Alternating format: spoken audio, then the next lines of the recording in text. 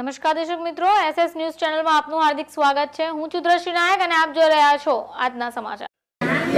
આ ઘટનાની અંદર આજના પ્રસંગમાં ઐતિહાસિક બનાવ એવો છે કે ગયા પ્લોટ સચિનના તેજસ્વીની ભવાની એમાં 25 કરોડના નાના મોટા વિવિધ કામો આવરી લીધા છે। આખું ભવન નવું બનવાનું, પ્લેટફોર્મ ઊંચું બનવાનું, એની સામે રોડ વે આખો બનવાનો।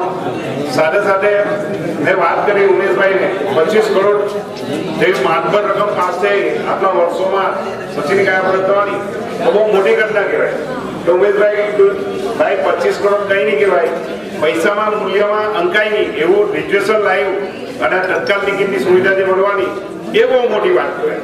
અમારા ભાઈઓને કાયમ માટે બનવા જવાનું હોય તો ખાસ એમાંય પાછા ઉમેશભાઈ મને જાણ કરી કે ભાઈ આ 1000ની ટિકિટ થતી હોય એને ટાઉનો 4000માં વેચતા હોય, આપણા ભાઈઓ 4000 ટિકિટના 2000 રૂપિયા વધારે ખર્ચીને જતા હોય। સ્ટેશન માસ્ટરનો અહીંના સ્ટાફનો બી હું સહકાર માંગીશ અને અમારી ટીમનો કમિટીનો બી જ્યાં જરૂર પડશે રહીશું અને આ બનાવોને બી ટાઉનની પ્રથા અહીંયાની બને એના માટે સર ધ્યાન રાખજો, અમારું બી રખાવજો। અસ્તુ ભારત માતા કી જય। આજે સચિન સ્ટેશન પર આ રિઝર્વેશન કાઉન્ટરનું ઉદ્ઘાટન કરવામાં આવ્યું છે ને એની સાથે સાથે 25 કરોડ રૂપિયાના ખર્ચે આ સચિન સ્ટેશન ડેવલપ કરવાનું જે કામગીરી શરૂ થઈ છે એ માટે હું આદરણીય સાંસદ CR પાટીલ સાહેબ અને આપણા દેશના પ્રધાનમંત્રી નરેન્દ્રભાઈ મોદી સાહેબનો ખૂબ ખૂબ આભાર માનીશ। કેમ કે જ્યારથી સત્તા પર કેન્દ્રમાં આવ્યા છે ત્યારથી ગુજરાતના દરેક સ્ટેશનનો વિકાસ થયો છે અને એમાં જે સચિન સ્ટેશન જે પાછળ હતું એનો વિકાસથી વંચિત હતું એને વાચા મળી છે। હમણાં તમે જાણ્યું હશે કે 12 પ્રશ્નોમાંથી 11 પ્રશ્નોનો નિકાલ આ 4 વર્ષમાં થઈ ગયો। મિત્રો, અહીંયા સ્ટેશન કમિટી બનતી નથી, એ સ્ટેશન કમિટી બનાવવામાં આવી, એનો આખો ચિતાર રેલવે બોર્ડને આપ્યો કે આટલો આ સચિન ધગધગતો વિસ્તાર અને એમાં 4000 મિલો અને એમાં કામ કરનારા લાખોની સંખ્યામાં કારીગરો અને એને જો સુરત સ્ટેશન પર રિઝર્વેશન માટે જવું પડે તો એના 300 થી 400 રૂપિયા ખર્ચો થાય। તો એની સામે અમે આ સચિન સ્ટેશન પર રિઝર્વેશન કાઉન્ટરની માગણી કરી હતી। એ સિવાય અહીંયા વેઇટિંગ રૂમ, અહીંયા પ્લેટફોર્મ વધારવાની વાત, ફૂટ ઓવર બ્રિજની વાત હતી, એ સિવાયના પ્લેટફોર્મની હાઇટ વધારવાની વાત હતી। એ તમામ કામો અમારા અહીંયા મંજૂર થયા છે મિત્રો, અને આપણે જોઈ રહ્યા છે। તો એ સિવાયના પણ કોઈ કામો હશે તો આપણે એ પૂર્ણ કરવામાં આ સ્ટેશન કમિટી અને નગરજનોના સચિન કનકપુર કંસાળ, સચિન નગરપાલિકા એમના તમામ સભ્યોને આપણે ખાતરી આપીએ છીએ કે તમારા કોઈ પણ પ્રશ્ન સ્ટેશન હશે તો એ અમને ચોક્કસ કહેજો અને એનો અમે નિરાકરણ લાવીશું। જેમને બપોરે આવવા માટે કોઈ સવલત નથી, એ જ હવે આપણી માગણી બાકી રહી છે સ્ટોપેજની। આપણને 2 ગાડીના સ્ટોપેજ મળી જશે તો આપણને ખૂબ રાહત મળશે। તો આ 2 ટ્રેનની જે માગણીઓ છે તમે લેખિતમાં મને હમણાં આજે આવેદનપત્ર આપ્યું છે, તો આપણે એના પર વિચાર કરીશું। કેમ કે આપણા 11 પ્રશ્નોનો નિકાલ થતો હોય તો એક પ્રશ્ન આપણો બાકી છે, એ પણ પૂર્ણ થશે એની મને ખાતરી છે। Thank you. સચિન નગરપાલિકાના કારોબારી સ્ટેન્ડિંગ કમિટીના ચેરમેન શ્રી ઉમેશભાઈ પી પટેલ સાહેબ મારી સાથે ઊભા છે। આજનો દિવસ એમના માટે કયો રહ્યો છે તે જાણીએ। ખરેખર સચિનના ઇતિહાસમાં હું પહેલીવાર 1996માં સરપંચ બનેલો, તે અગાઉની રેલવેના રિઝર્વેશન ટિકિટની બુકિંગ ઓફિસની જે માંગ હતી તે આજે પૂર્ણ થઈ છે। સચિનમાં આજુબાજુ રહેતા લોકોને હવે રેલવેની રિઝર્વેશન ટિકિટ કરાવવા માટે સુરત કે નવસારી જવાની જરૂર પડવાની નથી।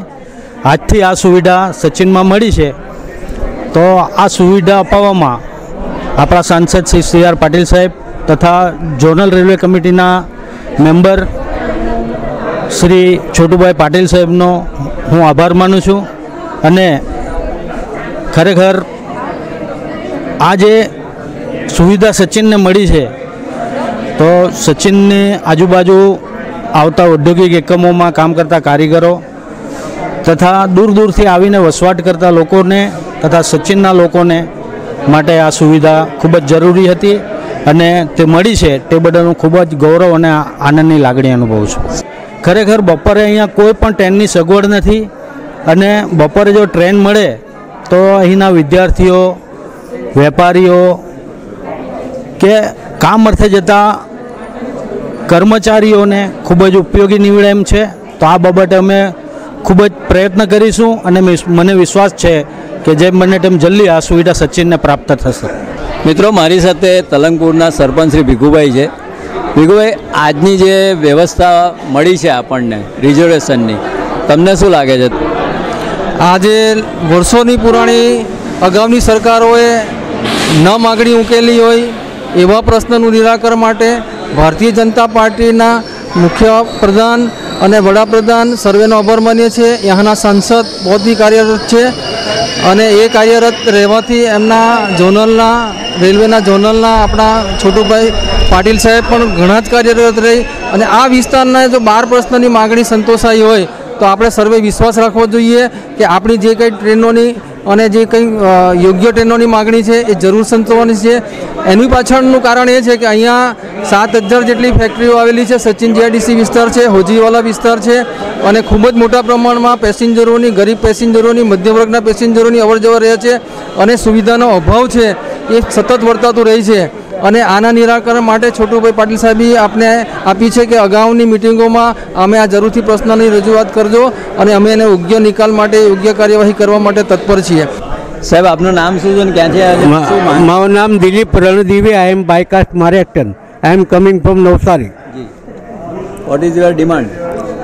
I want the stoppage of Saurashtra Express and Navsari Dahod intercity दो ट्रेन का. वो तो खास चाहिए. 2 ट्रेन का मिले तो आगे बात करे पाए ना. अभी 9:40 का गाड़ी में मिस हो गया. अभी शाम तक गाड़ी नहीं है मेरे लिए. अभी ये बैठना पड़ा. अभी ये पता था थोड़ा कुछ नाश्ता करने को आएगा तुम्हारे साथ. अच्छा, एक बात ये समझिए कि यहाँ पे जो अभी रिजर्वेशन के लिए वो बहुत फर्स्ट क्लास बढ़िया है. अभी लोगों को क्या नवसारी व सूरत जाना पड़ता था. नवसारी व सूरत नहीं जा पाएंगे.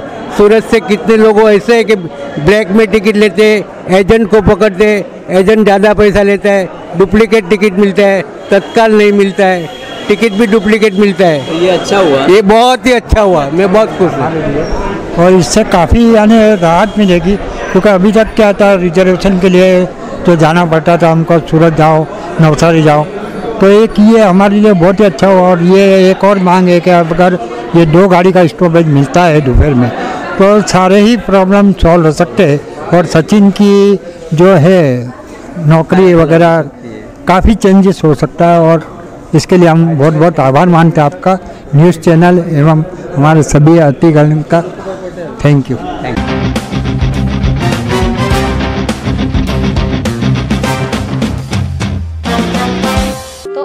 અત્યાર સુધીના સમાચારો. નવા સમાચાર સાથે આપ સમક્ષ ફરીથી હાજર થઈશું. ત્યાં સુધી રજા આપશો. નમસ્કાર.